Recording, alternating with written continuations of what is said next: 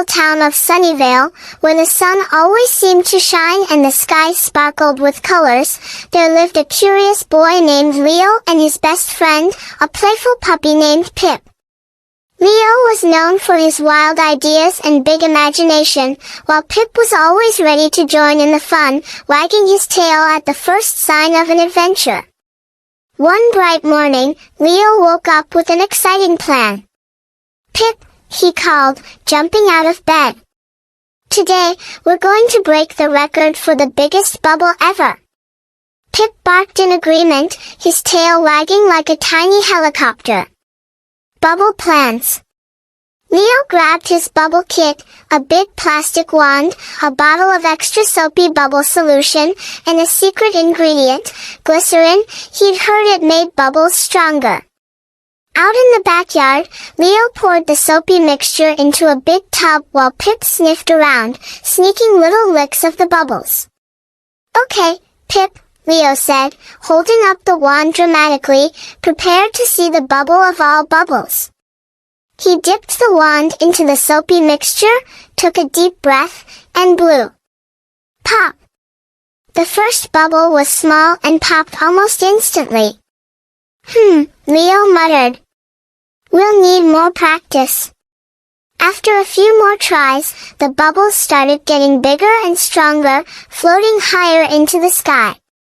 One was so huge, Pip jumped to catch it, but it floated right over his head. Then, Leo had an idea. What if we use the fan to make super big bubbles? Bubble chaos. Leo set up the fan, turned it on, and dipped the wand into the tub. The fan blew so hard that giant bubbles began shooting into the air. Big ones, small ones, even funny-shaped ones, they floated around the yard like colorful balloons. But then, whoosh! A bubble bigger than anything they'd ever seen began to grow. It shimmered with all the colors of the rainbow and glowed in the sunlight. "Pip! Look!" Leo shouted, his eyes wide.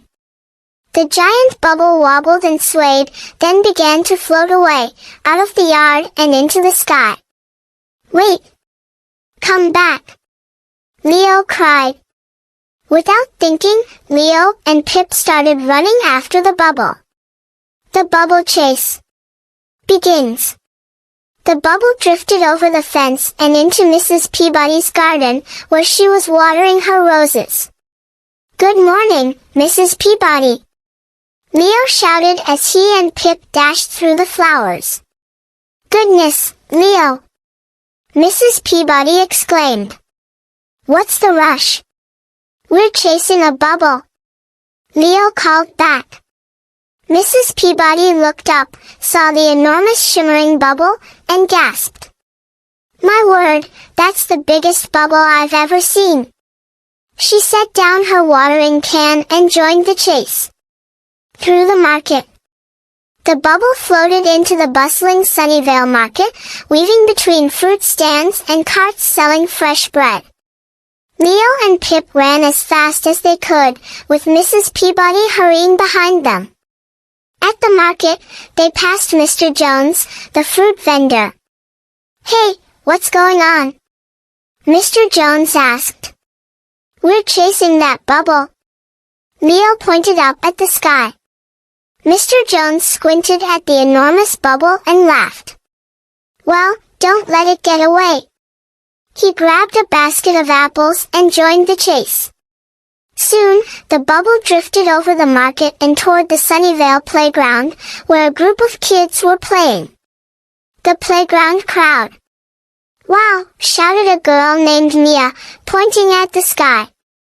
"That's the biggest bubble I've ever seen." "Where did it come from?" asked her friend, Tommy. "It's mine." Leo puffed, catching his breath. "But it's floating away." "Let's catch it!" Mia yelled. The kids all joined the chase, running and laughing as the bubble floated higher and higher. "Jump, Pip!" Leo shouted, and Pip leaped into the air, his paws just missing the bubble. Into the woods. The bubble floated past the playground and into the whistling woods, where the trees whispered and swayed. "Oh no!" Mrs. Peabody said, stopping at the edge of the forest. "I'm not going in there." "Good luck, Leo." Leo nodded. "Thanks, Mrs. Peabody." With Pip by his side, Leo led the kids into the woods. The bubble glided gently through the trees, dodging branches and beams of sunlight. "Careful, everyone," Leo called. But just as the bubble looked like it might pop on a branch, it floated higher, escaping into the sky. The big finale. Out of the woods, the bubble began to drift towards Sunnyvale Hill, the highest point in town. "We have to catch it before it gets too far," Leo said, running faster. When they reached the top of the hill, the bubble was just within reach. Leo grabbed his bubble wand, stretched as far as he could, and pop! The giant bubble burst into a shower of tiny rainbow sparkles, raining down on everyone. For a moment, there was silence. Then the crowd burst into cheers and laughter.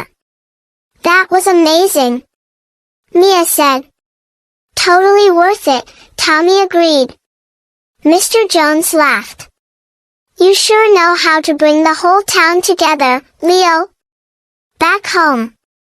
As the crowd headed back to the market and the playground, Leo and Pip returned to their backyard, tired but happy. "That was the best adventure ever," Leo said, flopping onto the grass. Pip barked and licked Leo's face, his tail wagging in agreement. Leo smiled. "You know what, Pip? Tomorrow, we're going to try to make an even bigger bubble." Pip barked excitedly, ready for their next adventure. The end. This story is perfect for teaching kids about imagination, teamwork, and the joy of simple things, like chasing a bubble.